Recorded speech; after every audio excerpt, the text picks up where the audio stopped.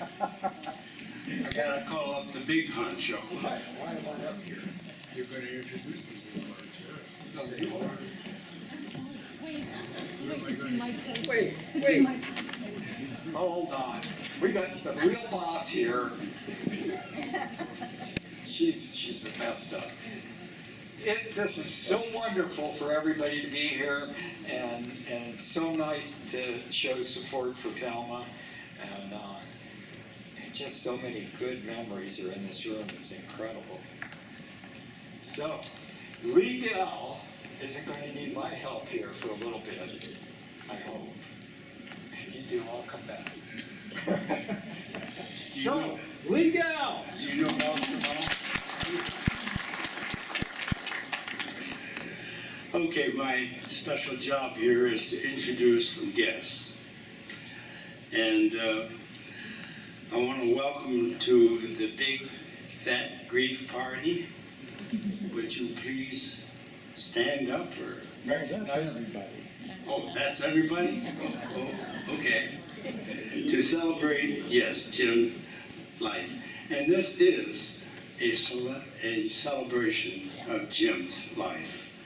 And we want you to have a good time. We want you to relax. We want you to participate. We want you to continue to have your relationships with each other as we've had over so many years. And it's been nothing but fun and games for the most of us. And that is a blessing.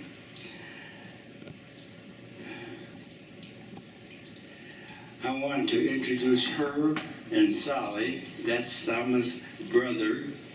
And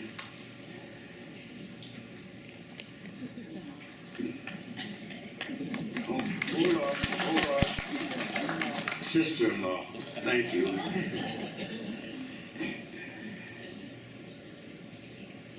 And with that, I'm going to speak on my own. It's really a pleasure for me to be able to come up and address you all about a man that I've known for years and years and years. He's always been a dear person to my heart, but I can't mention Jim without mentioning Thelma. Now, my wife Pat and I have been married for 61 years. And so Jim and Thelma has been married for that long. And over a 61-year period of time, you get to know each other pretty intensely. And the one thing that I do know about that pair is that they were really, really intense with each other, not only in their personal lives, but in their skiing lives. Now, many of you may not know that Jim was not only a water skier, he was a snow skier as well. And you know, he did well. He did great, actually, at both things. So that's a sign of a little bit what we're going to be talking about today. Now,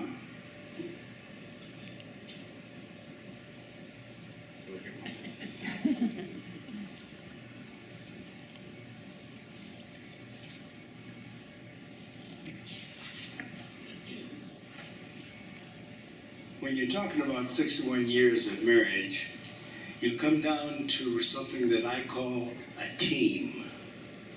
Now, it isn't a team of football or baseball or any of those kind of sports, but it's a team of two people.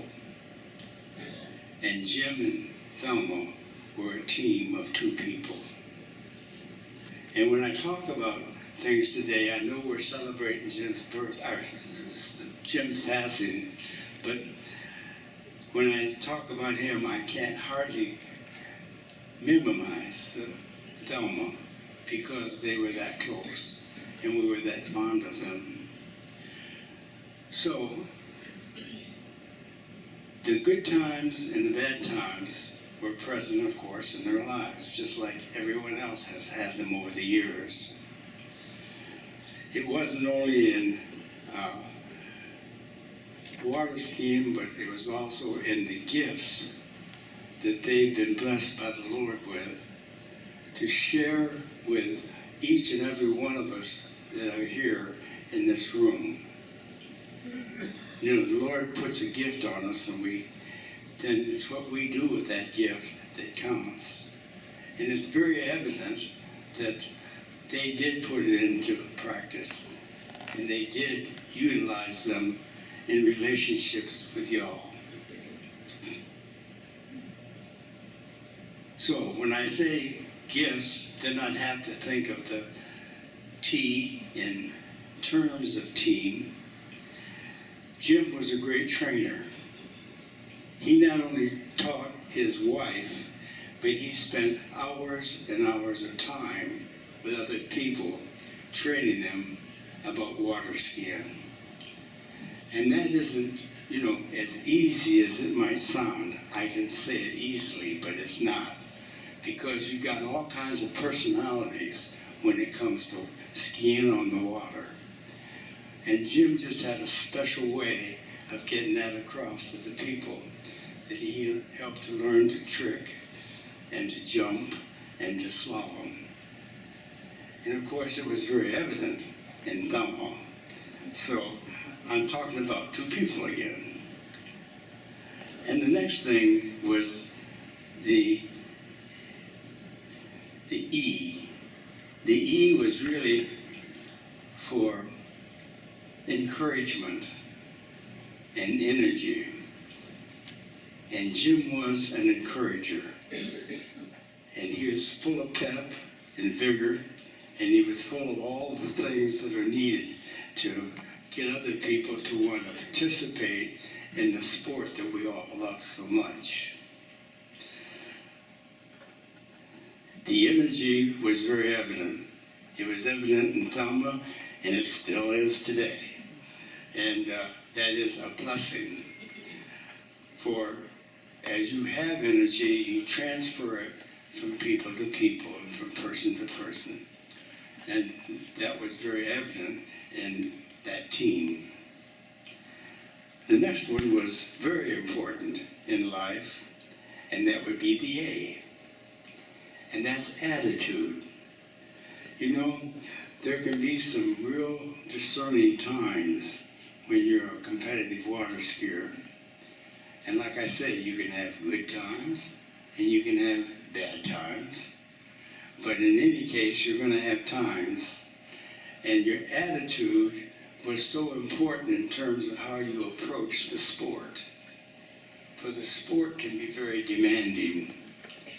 As you well know, there are times of illnesses, there are times of injuries, there are times where you just don't want to be there, but you've got no choice. And I'm telling you that Jim, he did have his aches and pains just like us all. And as we got older, it was more difficult. I can tell you that I went water skiing the last time when I was 80. And I'm 83 now, and I'm going to do it again when I'm 85. And I'm not looking forward to my buttocks. But it's going to be done if the Lord lets me live that long. Okay? And the last thing I have is the M. Now the M is for mettle. And what is mettle? It's the fearless spirit and courage to do what needs to be done. And they had it, and they still have it, I'm sure. But it was a time in our lives that we can all look at each other and say, I remember when. So I don't want to take up any more of your time, but I would like to give each and every one of you an opportunity to come up and say a few words if you're so inclined. And don't rush.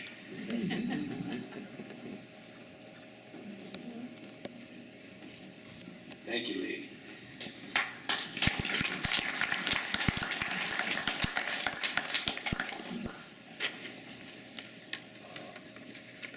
We've got a couple other people. We've got Pat here, Jim's daughter and his grandson, and cousin somewhere over here.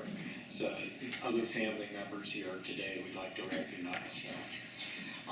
So we would like everybody to, I'm going to say a few words about Jim, and if you have a favorite Jim story, because I'm gonna tell a few, because boy, there were too many to tell really. First time we met Jim and Thelma, they were in Miami, and I was a hacker, water skier with a jet boat, and couldn't make the course, and they pulled up in their pickup truck with a camper on the back, and like, what do they do? Well, they were smart enough to make enough money and save enough money that they said, jobs, work, that's 4-letter word, we're out of here, we're skiing. So they were like our heroes as far as, yeah, I want to do that, I want to do that. So they're living their dream, and they were going back and forth across the country. I know there's people here from California, and they would stay wherever. Sometimes that camper wasn't no diesel pusher. It was an old pickup truck with a tin can on the back of it. So it wasn't exactly the high life, but it was still their dream. So they were out there and they were doing what they needed to do, making the dreams come true. And they figured out whatever it was to make it happen. If you ever hung out with them, Thelma mostly, I think, but Jim too, they could come up with some of the weirdest contraptions and things to do. All of our boats come with a gas tank, but did Jim ever use the gas tank in his boat? No, we're not going to do that. We've got 2 old 6-gallon gas tanks out of our outboard, and we're going to have those in the back of our boat. And that's what we're going to use. And we're going to ski all year round, so we don't care if it's cold, because in the back of the boat next to the gas tanks is 4 Clorox bottles full of hot water that we can pour down our wetsuit before we get in. And then in the summer, they put ice in them. So it was a full-time thing, it was always happening. So, after Miami, they ended up in Lake Osborne, and gosh, I'm so glad to see, where's Russ Stifler? God, whew, a flash in the past. There was a conglomeration of everybody that was really water skiing, and they all came to get Russ's knowledge and tricks down there. And they lived there, and sometimes in the campground, and they got a trailer on the south side of Lantana. And then Okehili came, and between Doc and Jim, they were sort of like the Okehili police. If you took an extra pass, no, you weren't going to do that. There was, and if you knew Jim at the lake, he was a bit of a jerk. He just wasn't the easiest guy to get along with, because that was his job. And he had to get to the lake, do his slalom trick and jump, and maybe another slalom set, and then get home and go to the bathroom before 10:30, or his whole day was ruined. So you didn't mess with that regiment. George Levine has that same regiment. So you didn't want to get in Jim's way at the lake. And sometimes he'd even get a little cranky with Thelma. And one day we were at the lake, this is early Okehili, and I don't know if you know Steve and Lynette Helton, we were on the shore and we were talking and having a good time, and Thelma and Jim were out skiing. And time got away from us, and we said, gosh, we haven't seen the boat come back yet, so maybe the boat broke. So we walked down to the dock, and we're getting in our boat, and here comes Jim swimming with the rope. Look, where's the boat? Is it broke? He goes, no, I yelled at Thelma, and she just flipped the rope off the pylon and went home.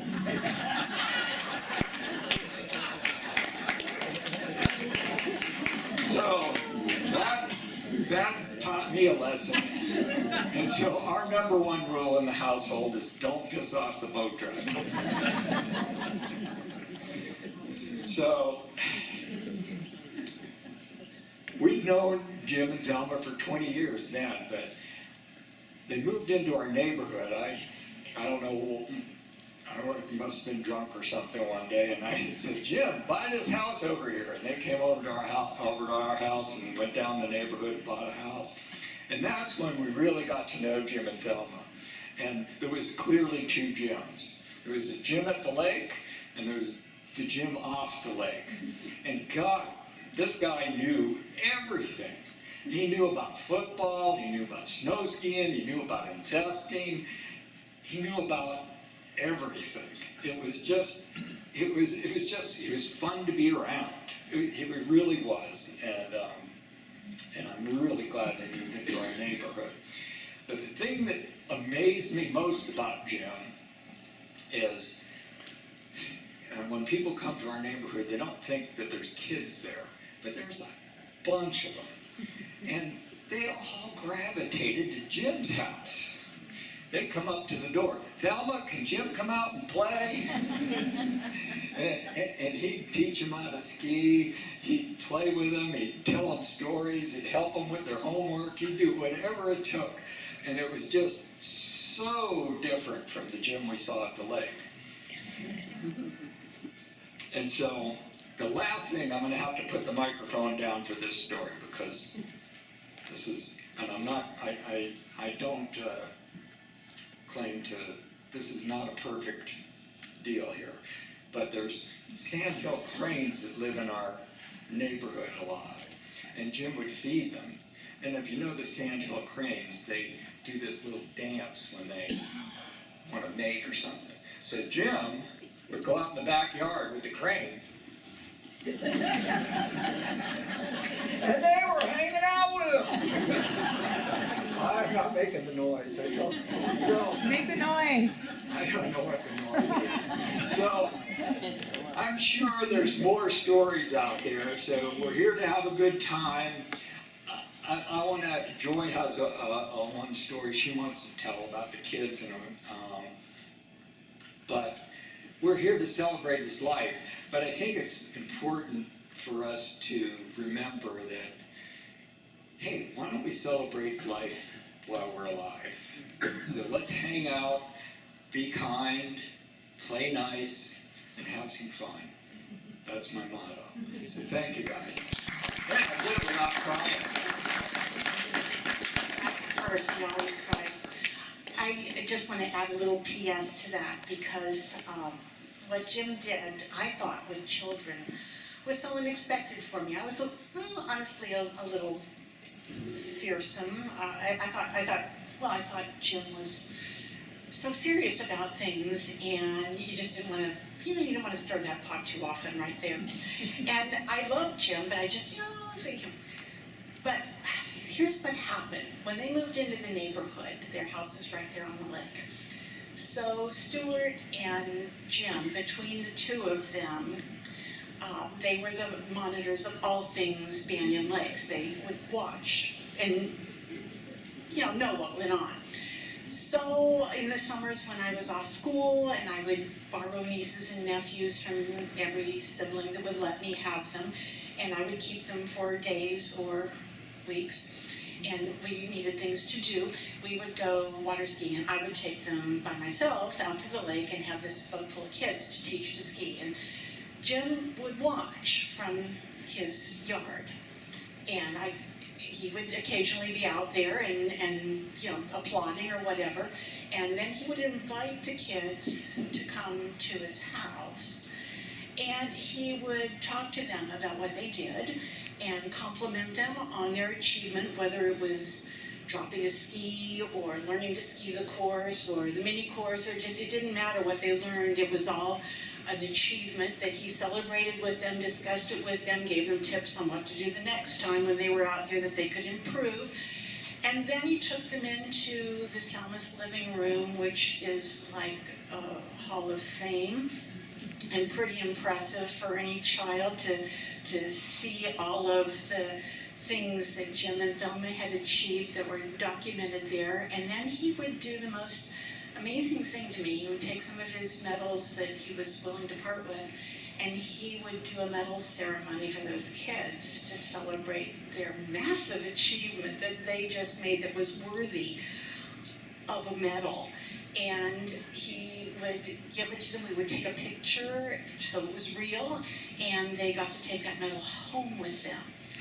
And the detail that he put into all of the things that he did with those children was just inspiring. I'm not a teacher, I believe in that stuff, and it's just so wonderful when you see it in the community as something that everybody's willing to jump on board and do. So I think that just was, for me, the thing that I will always remember most about Jim. Yes, his skiing accomplishments were incredible, and he and Thelma have just been the most amazing couple. And I agree with everything Lee said about how the couple of them works. But I will remember his kindness to children. I think sometimes that's the way we're really defined. So Thelma, I hope you have all those wonderful memories and that you never lose a single one of them. Who would like to come and talk?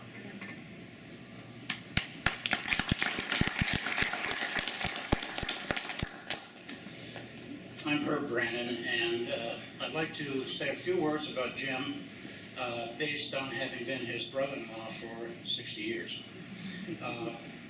All of the personality traits that you have alluded to, I've seen in spades, and I will tell a couple of stories to elaborate on a few of them.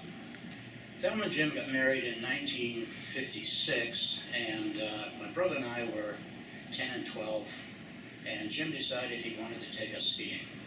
Now, when Jim introduced you to a sport, he just didn't take you to the mountain, put you in a ski class, and drop you off.